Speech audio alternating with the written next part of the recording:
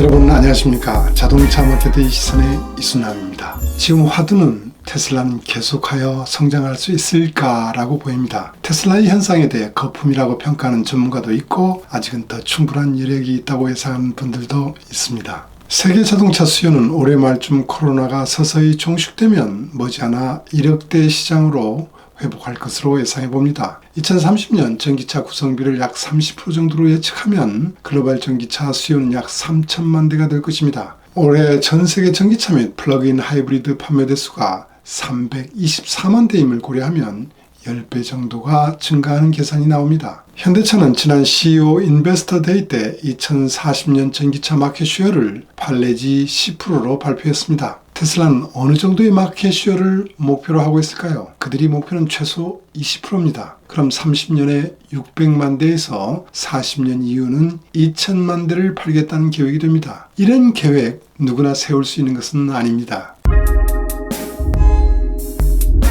이 어마어마한 목표를 달성하려면 가장 중요하고 시급한 것이 무엇이 될까요? 뭐라 해도 안정적 배터리 조달 이슈가 될 것입니다. 그래서 배터리 대회에서 일론은 배터리 독자 생산과 생산 능력을 기존 업체 그 누구도 생각하지 못하는 규모로 그 계획을 발표했습니다. 혁신적인 기술 개발로 신공장 건설 투자는 기존 공장 투자 금액 대비 대폭 낮아지고 생산성은 크게 향상시킬 수 있는 방안이 발표되었습니다. 배터리 조달 문제가 해결되면 세 가지 정도의 과제가 남는다고 볼 수 있어요. 하나는 배터리를 포함하여 차를 가장 싸게 만들고 이익을 최대로 확보해야 합니다. 두 번째는 테슬라가 지향하는 카메라와 센서 위주의 자율주행 방식과 라이더를 사용하고 있는 대표격인 구글의 웨이모 방식 중 어느 것이 세상을 더 편하게 할 수 있는지 싸움이 될 것이라고 봅니다. 이 두 가지 이상의 싸움을 지휘하는 사령관의 전략과 리더십이 중요하고 싸움을 수행하는 전사, 즉 사원들이 일하는 방식에서 누가 앞에서 언급한 일을 더 파괴적 이노베이션을 통하여 더 빠른 속도로 실행하는지가 매우 중요하다고 생각됩니다. 오늘은 지난 시간에 이어 테슬라의 사령관인 일론 머스크가 테슬라의 전사들에 해당하는 사원들에게 어떤 전략적인 행동을 요구하는지를 알아보겠습니다. 테슬라를 추격해야 하는 현대기아차나 디지털 트랜스포메이션 시대를 리드해가는 한국 기업들에 있어서도 굉장히 중요한 부분이라 생각됩니다.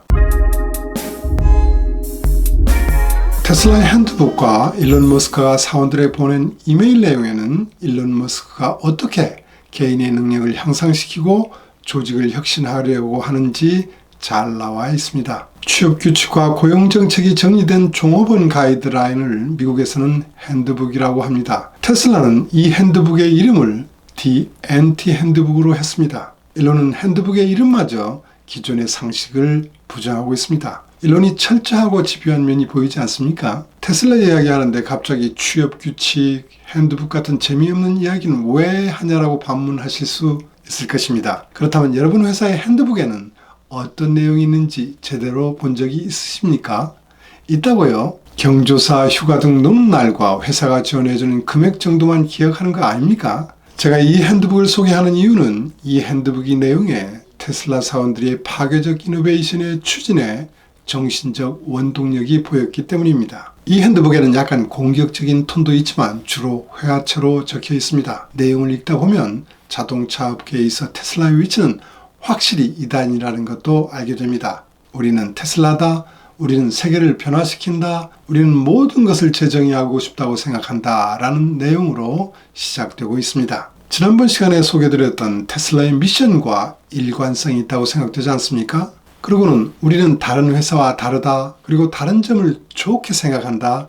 다른 것과 다르다는 것이 다른 누구도 행하지 않는 것을 가능하게 한다. 다른 사람이 우리들을 명령에 따르게 하는 것은 불가능하다. 이 핸드북은 해고당하지 않기 위한 최저 기준에 대해서 쓰인 다른 회사들의 일반적인 핸드북과는 아주 다릅니다. 테슬라의 핸드북은 취업 규칙이 상세에 대해서는 언급하지 않았습니다. 예를 들어 보상, 수당, 휴가 신청 등에 대한 상세는 사내 웹사이트를 확인하도록 안내하고 있습니다.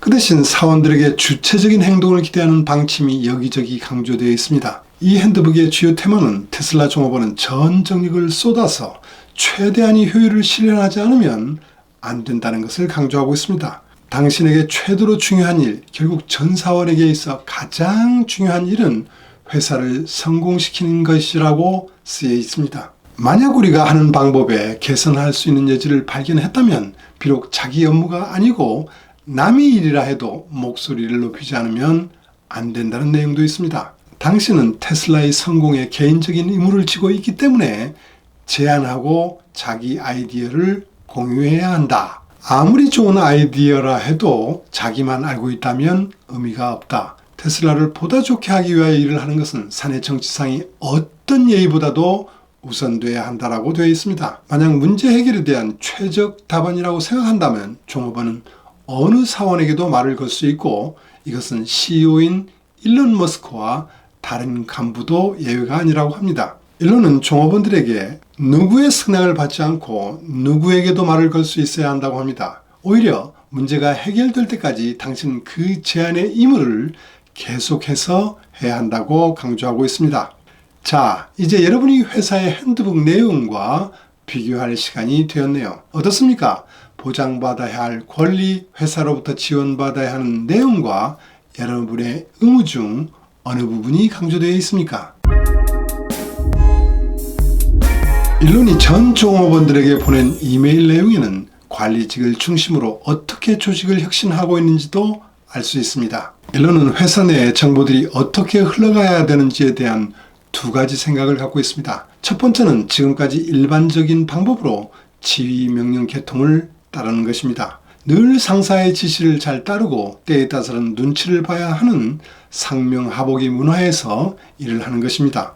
이 방법의 문제점은 상사의 힘을 강화하지만 회사를 위한 것이 아니라는 점을 일론은 관통하고 있습니다. 원래대로 한다면 문제가 발생한 경우 그 부분의 사람이 관련 부분의 사람과 이야기를 하면서 올바른 행동으로 신속하게 해결해야 합니다. 그러나 일론의 진단은 냉철합니다. 지휘명령 계통 상명하복의 조직 문화에서는 상사에게 보고하지 않으면 안 되고 그 상사는 다시 그 위의 상사에게 보고하고 그 상사의 상사가 타 부서의 관리직과 상담하고 그 관리직이 다시 자기 부하에게 상담하는 프로세스가 되고 있다는 점을 지적하고 있습니다. 그 다시 한번 동일한 경로를 역류하여 정보가 전달됩니다. 이것은 믿을 수 없는 정도의 바보짓이라고 그는 단언합니다. 거의 리더로만 일을 했던 일론이 이처럼 조직 문화의 문제점을 제대로 분석하고 있다는 것이 놀랍지 않습니까?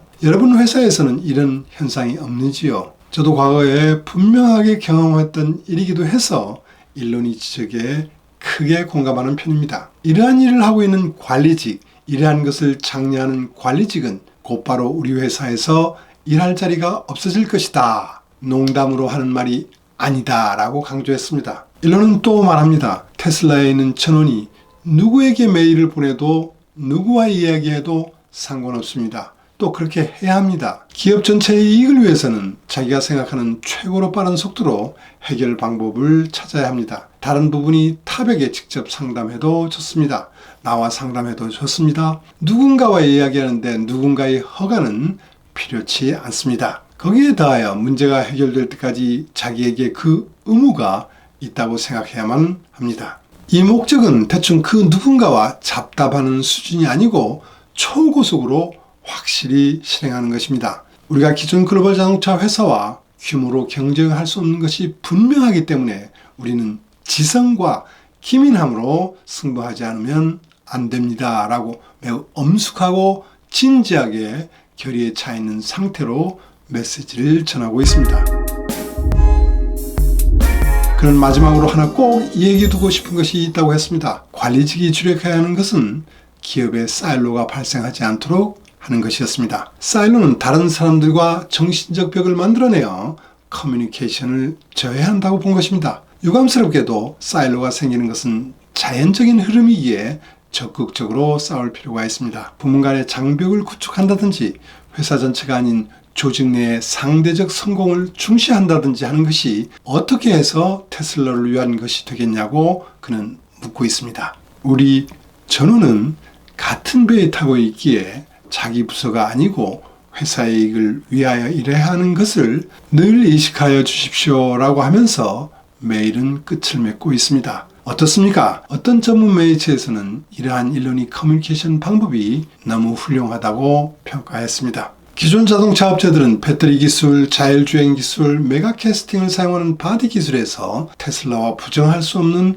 8 내지 10년 정도의 격차가 있습니다. 테슬라와의 기술 격차는 그렇다 쳐도 여러분은 여러분이 회사의 미션에 어느 정도 공감하고 있고 또 미션은 여러분들을 어느 정도로 모티베이션 시켜주고 있나요? 여러분이 근무하는 자세나 업무 강도, 사원의 의무감은 테슬라와 어느 정도의 차이가 있다고 생각하십니까? 대한민국의 미래 산업을 책임지고 있는 여러분들에게 매우 건방지게 한 말씀 물어봤습니다. 오늘은 여기까지입니다. 다음 시간에는 연속적 개선, 기다리지 않은 경영, 테슬라 타임으로 일하는 모습을 소개할 예정입니다. 자, 그럼 다음 시간 기다려주세요. 들어주셔서 감사합니다.